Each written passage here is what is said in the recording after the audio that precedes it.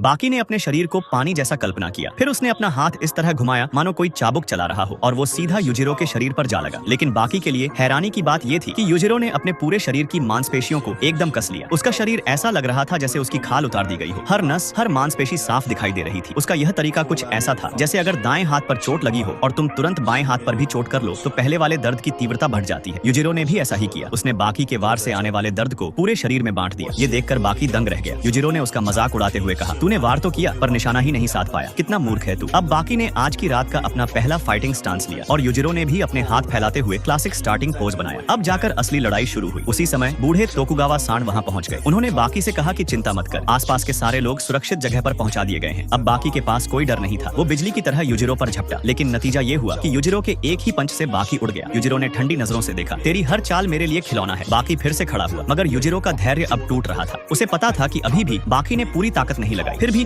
उसने उसे बख्श दिया और कहा, अब अपनी असली ताकत दिखा। बाकी ने गहरी सांस ली। आखिर सामने खड़ा व्यक्ति वो था जिसने लाखों योद्धाओं को हराया था। अब उसने अपने शरीर के हर जोड़, हर मांसपेशी, यहाँ तक कि अपने अंदरूनी अंगों तक को ढीला छोड़ दिया ताकि वो अपनी गति को असंभव स्तर तक पहुंचा सके। धीरे धीरे बाकी का हाथ पिघलने लगा। फिर पूरा शरीर अब वो सचमुच पानी की तरह बह रहा था। अगले ही पल बाकी तिलछट्टे की तरह तेजी से युजिरो की ओर झपटा। उसकी रफ्तार और शक्ति इतनी भयानक थी कि धरती का सबसे ताकतवर जीव भी पल भर के लिए संभल न सका।